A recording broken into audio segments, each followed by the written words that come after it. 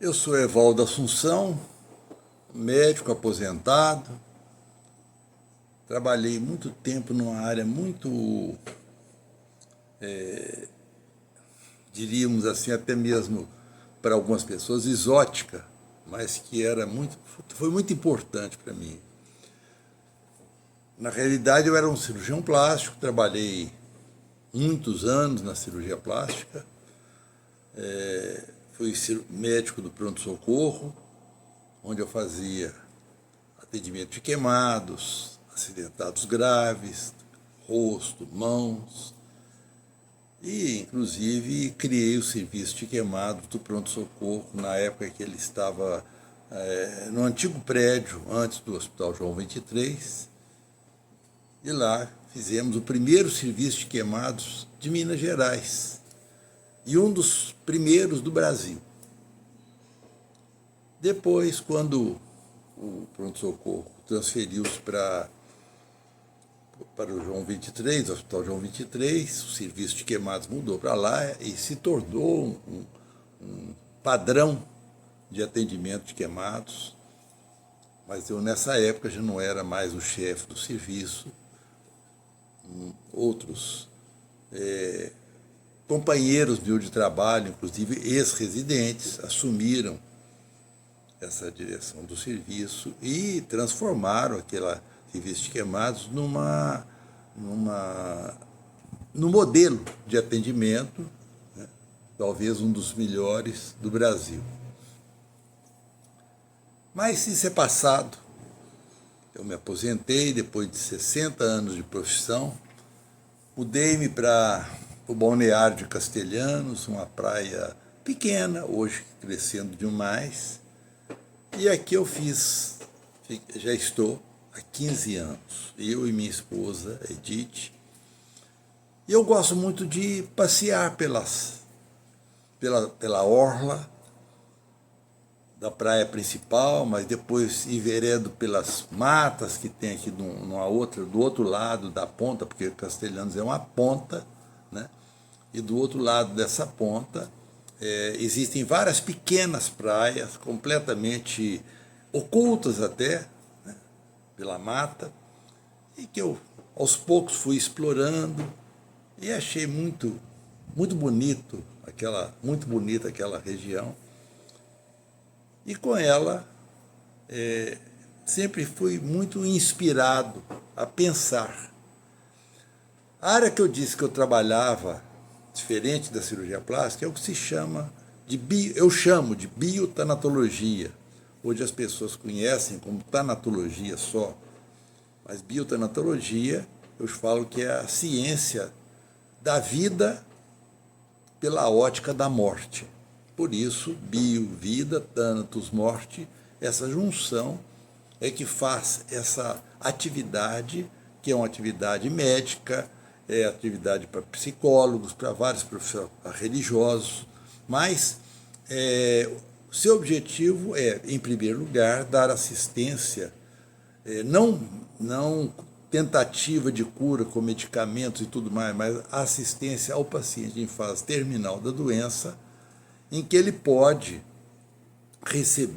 e deve receber cuidados especiais para que ele, não tendo mais condição de cura, ele possa caminhar, né, para o desenlace final, para a conclusão da sua vida nessa realidade que nós conhecemos, espaço-temporal, numa condição melhor do que a condição angustiante, sofrida, que muitas pessoas passam. E depois, essa atividade da biotanatologia se dedica também à família, para dar aos familiares, né, até aos amigos também, que eram muito chegados ao falecido, uma condição melhor para superar essa perda que tiveram. Então, essa atividade que eu exerci praticamente eu fui o pioneiro dela no Brasil, ninguém conhecia isso, só no São Paulo, Rio, tinha pessoas assim, começando também, mas eu fui o primeiro a escrever livros, inclusive, dar cursos e tudo dentro dessa área. Isso me deu uma experiência muito grande, especialmente para saber a importância que tem de nós termos tempos de reflexão interior, daquilo que se chama meditação. Meditação é muito ligado à área zen budista, mas existe sim a linha de meditação zen cristã, que é a linha que eu sempre segui e procurei transmitir para as pessoas. E essa arte da meditação ajudava muito no trabalho com os pacientes, com aqueles que estavam em fase terminal de sua doença, tanto quanto com os seus familiares, né, para ajudá-los a ter a resiliência necessária para superar as perdas. Então, mudando aqui para castelhanos, eu mantive meu hábito de fazer quase todas as manhãs um tempo de meditação. E aqui eu tenho lugares muito bons. Tem esse próprio lugar onde eu estou agora, que é o que eu chamo na minha casa de o meu santuário, outros chamam da minha biblioteca ou do meu escritório, dê o nome que se quiser, mas é o lugar onde eu fico a sós, eu crio meus textos, escrevo artigos, crônicas, e vários livros já foram publicados por mim, mais de 50 livros eu tenho publicado em diferentes áreas, ética, medicina e a própria biotanatologia, e também um pouco de crônicas e até poesias. Mas isso tudo me veio exatamente por essa vida meditativa, reflexiva. Eu escrevi vários livros ainda quando estava em atividade, mas aqui em castelhano eu já pude completar e publicar 5 livros. E agora, fora da área de medicina e tudo, mas na área digamos, do prazer de se ler, de ler, o prazer de ler. O prazer de ler é alguma coisa que está sendo muito abandonada, porque com o advento das redes sociais, com essa facilidade das comunicações pelos WhatsApps e outras redes desse tipo, as pessoas estão ficando preguiçosas na leitura. Eu costumo dizer que vivemos hoje um tipo de escrita ou de leitura que eu chamo de whatsappiana, ou seja, aquilo que a pessoa pega um texto, mesmo que não tenha sido escrito nesse estilo, ele pega um texto, uma crônica, lê a primeira, a segunda linha, depois dá um salto, vai lá para a última linha e se dá por satisfeito na leitura daquele texto. E ele perde todo o sabor. É como ele pegasse uma fruta, né, e pegasse, descascasse, e enquanto estivesse descascando, ele está ali sentindo o tato daquela fruta.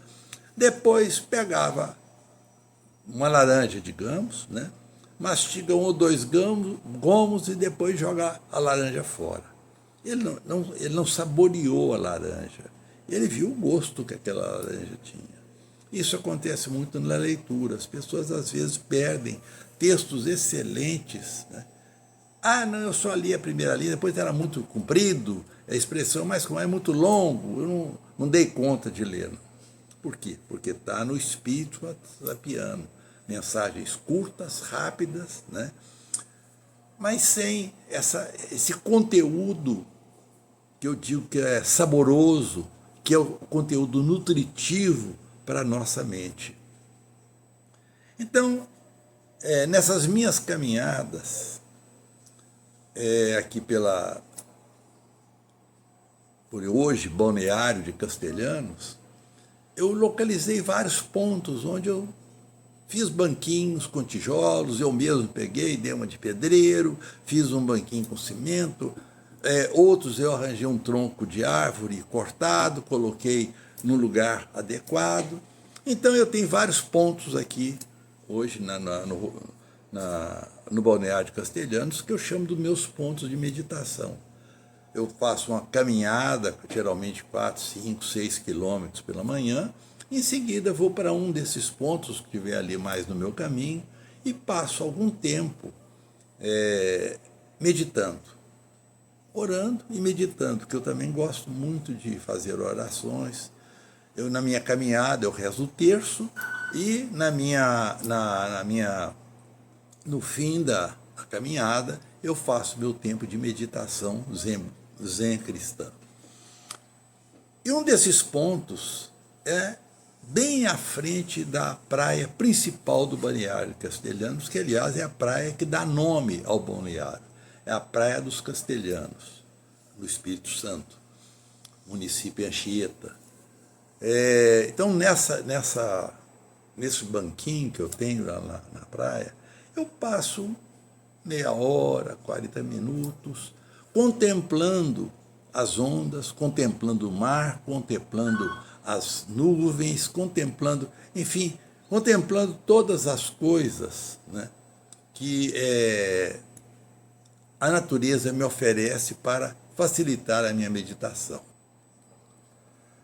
Mas hoje, dia 5 de junho,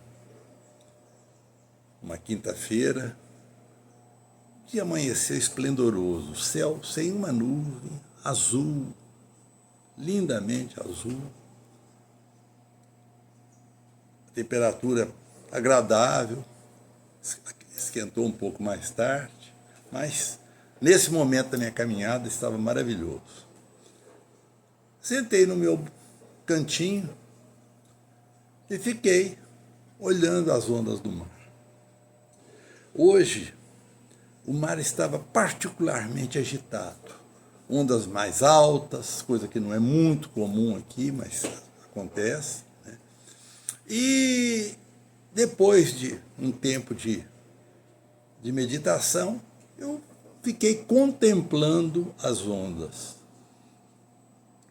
E contemplando as ondas, me deu vontade de gravar um vídeo, mostrando aquele momento mágico da natureza, mas também aproveitando para fazer algumas reflexões. Então, com isso, surgiu esse vídeo que vocês vão ver em seguida e que eu espero que gostem. É um vídeo relativamente curto, mas para algumas pessoas poderá até parecer meio monótono, porque eu me ative às ondas. Pouca coisa além das ondas, né? Mas porque elas conversavam comigo. Pode parecer loucura, né? Mas não, a natureza conversa com a gente é porque não dá atenção a ela. O vento conversa com a gente. As cores das flores, das árvores, tudo conversa com a gente. O sol conversa com a gente. À noite a lua conversa com a gente. Mas é preciso que a gente tenha ouvidos para ouvi-los. Não esses ouvidos, porque esses simplesmente acolhem vibrações sonoras. Mas são os olhos do coração. Aqueles olhos que enxergam atrás das imagens e tudo aquilo que esses olhos enxergam trazem alguma coisa boa para a gente. Então, eu vou mostrar em seguida o vídeo e eu convido vocês a assisti-lo, arranjar uma cadeira, uma poltrona, um lugar confortável, mas no momento que você não vai ter que preocupar que tem que telefone vai chamar, que pessoas vão precisar de mim, não. Desse um tempo.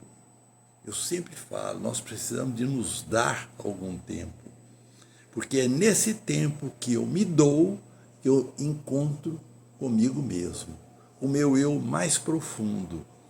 É o momento em que o crescimento pessoal se faz da maneira mais perfeita, né? Porque livre das pressões externas, livre da movimentação. Então, sei que vocês não vão ter o ambiente que eu tenho aqui, mas você pode fazer seu ambiente na sua casa, no quarto, um lugar mais sossegado, uma poltrona confortável, e ali, ou na televisão, ou no celular, assistam um vídeo. E assistam bem relaxado. Respire, sinta a sua respiração, contemple as imagens que você vai ver. Procure ver a música das ondas, da água borbulhando, as ondas quebrando.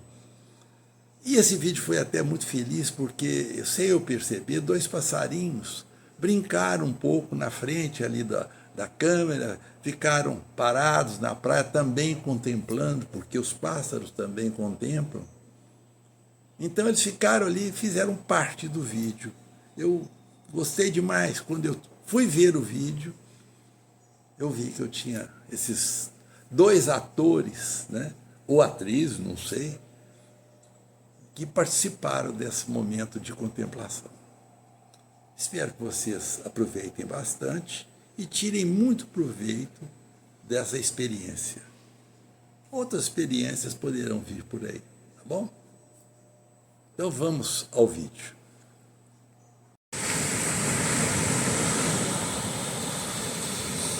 Bom dia! Junho de 2025. Estou sentado aqui no meu banquinho, à beira-mar,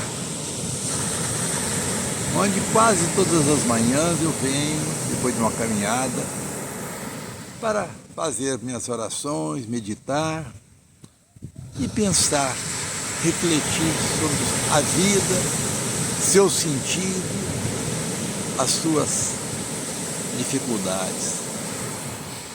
E nada melhor do que a dança das ondas para nos estimular essas reflexões, esses pensamentos. Olhando a imensidão do mar, essa quantidade de água, cujo limite não alcançamos, pois está além da linha do horizonte.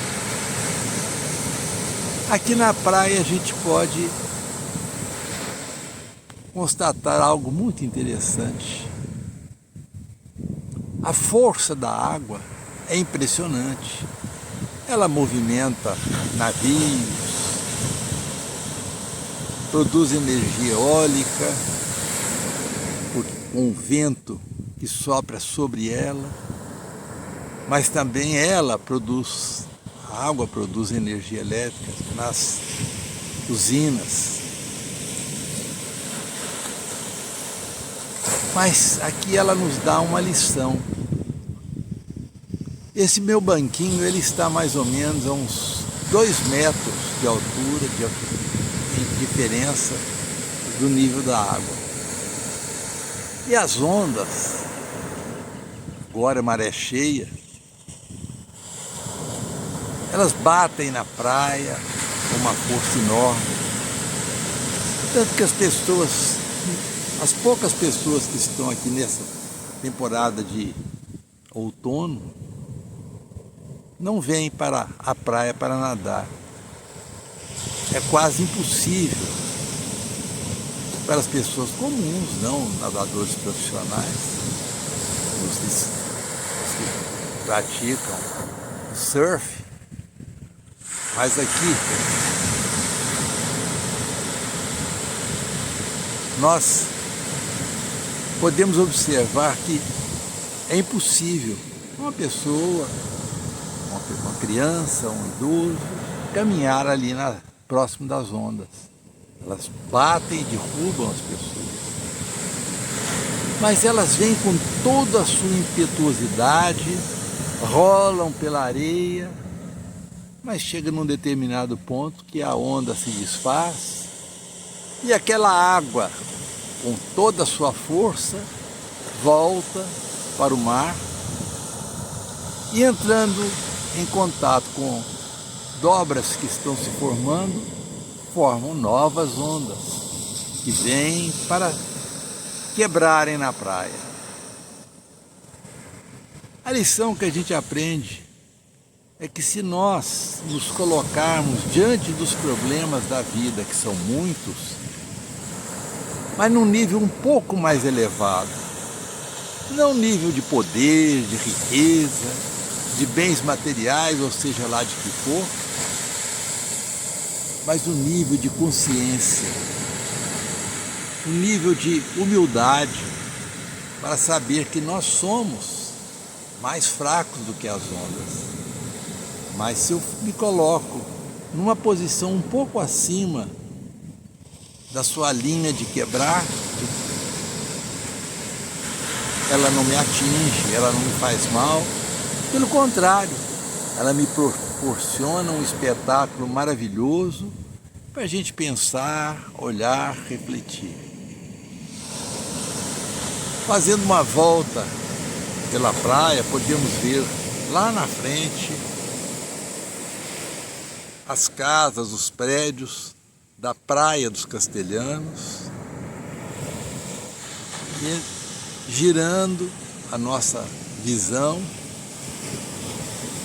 continuamos vendo as ondas quebrando em toda a extensão da praia, e chegamos aqui no outro lado, ao extremo sul da ponta de Castelhanos, onde, dobrando a ponta, vamos para o outro lado, onde existem outras praias, onde existem outras paisagens.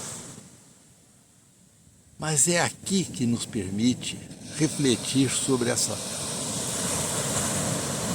postura que devemos ter, porque nós somos criaturas de Deus, muito amadas por Ele, que nos criou, afinal de contas.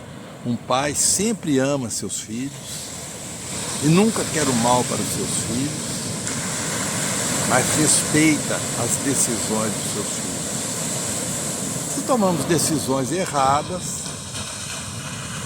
nós estaremos descendo lá para o nível das ondas e certamente vamos ser levados, dobrados, quebrados por elas.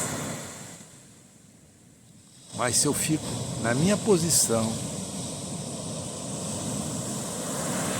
de consciência, de respeito, de ética, são todas situações que nos dão força, que nos colocam acima da quebra das ondas. Então, eu quero concluir aqui para esse pequeno vídeo que eu fiz, para dizer que nós devemos aprender com a natureza. A natureza é a maior mestra que nós temos de vida, em todas as situações. Uma planta que nasce, que brota, que cresce, que dá frutos e flores. No ar que respiramos, que nós não vemos, mas que nos mantém a vida. Ar que eu gosto muito de usar como uma metáfora de Deus, porque quando o vento sopra, as árvores balançam, derrubam, algumas árvores até são jogadas ao chão pelo ímpeto e a força do vento.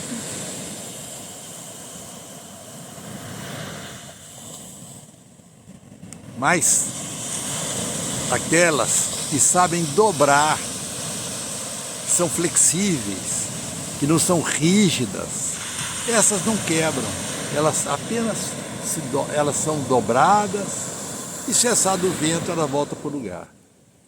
Mas o vento nós não vemos, mas vendo o efeito do vento, nós sabemos que ele está ali, ele existe. É como Deus, nós não vemos Deus, não temos como provar Deus, mas nós podemos, usando de uma reflexão, de uma mente sem preconceitos, saber que Deus é como o vento. Ele não é visto, mas o seu efeito se vê para todos os lados. Então, nessa visão das ondas que eu acabei de mostrar para vocês, e que cada vez se tornam mais fortes, mais ruidosas, eu aqui no meu cantinho, sossegado, sem preocupações, sem medo, contemplo esse espetáculo que compartilho com vocês. Eu gosto de compartilhar as coisas boas que eu tenho na vida, eu gosto de compartilhar as lições que recebo, porque eu acredito que quanto mais nós nos tornamos amadurecidos na nossa reflexão, na nossa humildade, no nosso desejo de ser pessoas boas, com certeza nós alcançamos tudo isso. Já os outros, aqueles que primam pelo mau caratismo, pelo egoísmo, pela ambição desmedida, esses estão lá embaixo, no nível da praia. E uma hora, uma onda maior vem e o leva para cima. Sejamos todos otimistas, porque o plano de Deus para nós, para toda a humanidade, para todo o universo, ele nunca irá fracassar. Pode passar por temporadas complicadas, pesadas, mas fracassar jamais. Então, sejamos otimistas. Tenhamos sempre a esperança, que muitos dizem que é a última que morre, mas eu digo que a esperança não morre jamais, porque ela persiste até o último instante da criação. E ela se realiza quando deixamos essas limitações do espaço-tempo para entrar na infinitude,